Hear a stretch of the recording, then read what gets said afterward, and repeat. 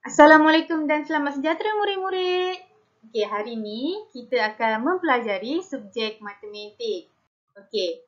Hari ni kita akan belajar topik konsep nombor iaitu kumpulan objek mengikut urutan sama ada secara menaik ataupun menurun.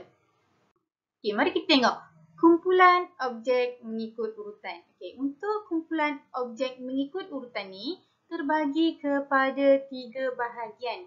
Yang pertama adalah kecil besar. Yang kedua adalah nipis tebal. Yang ketiga adalah rendah tinggi. Okey, mari kita tengok contoh yang pertama iaitu kecil besar. Okey, untuk kecil dan besar ini banyak contoh yang kita boleh guna. Antaranya adalah bola, buah-buahan. Okey, tapi cikgu akan gunakan contoh apple.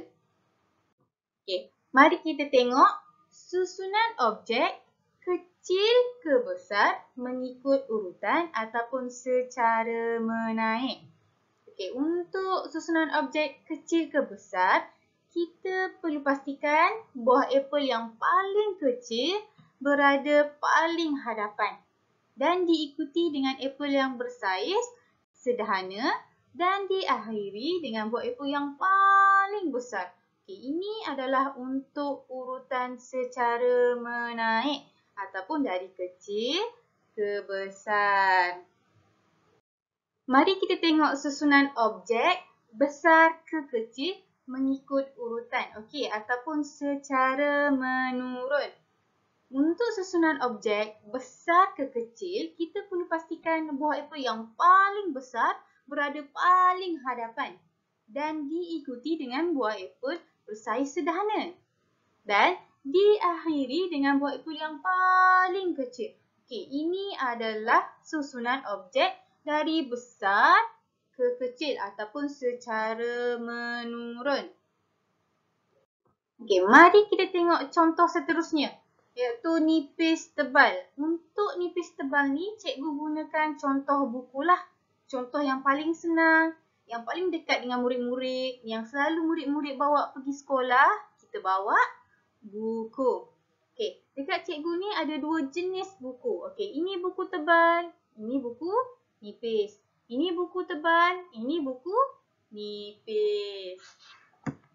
Okey, mari kita tengok susunan objek nipis ke tebal mengikut urutan ataupun secara menaik. Okey, susunan objek nipis ke tebal, kita perlu pastikan buku yang paling nipis berada paling hadapan dan diikuti dengan buku ketebalannya sederhana dan diakhiri dengan buku yang paling tebal. Ini adalah untuk urutan secara menaik ataupun susunan objek dari nipis ke tebal. Okey, mari kita tengok pula contoh susunan objek tebal, nipis mengikut urutan. Okey, untuk susunan objek tebal, nipis ataupun secara menurun, kita perlu pastikan buku yang paling tebal berada paling hadapan dan diikuti dengan buku berketebalan sederhana dan diakhiri dengan buku yang paling nipis. Okay, ini adalah untuk urutan secara menurun ataupun susunan objek dari tebal ke nipis. Okey, seterusnya murid-murid, kita tengok pula contoh bagi rendah tinggi. Okey, untuk contoh rendah dan tinggi ni, banyak contoh yang kita boleh guna. Antaranya adalah pensel, manusia, pokok. Okey, untuk kali ni cikgu akan gunakan contoh pokok.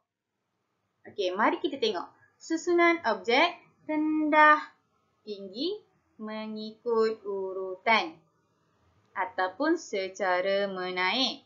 Okay, untuk susunan objek rendah tinggi, kita perlu pastikan pokok yang paling rendah berada di hadapan dan diikuti dengan pokok ketinggian sederhana dan diakhiri dengan pokok yang paling tinggi. Okey, ini adalah urutan secara menaik ataupun susunan objek dari rendah ke tinggi. Okey, mari kita tengok pula contoh susunan objek tinggi ke rendah mengikut urutan ataupun secara menurun. Okay, untuk secara menurun, kita perlu pastikan pokok yang paling tinggi berada paling hadapan dan diikuti dengan pokok berketinggian sederhana dan diakhiri dengan pokok yang paling rendah. Ini adalah untuk urutan secara menurun ataupun susunan objek dari tinggi ke rendah.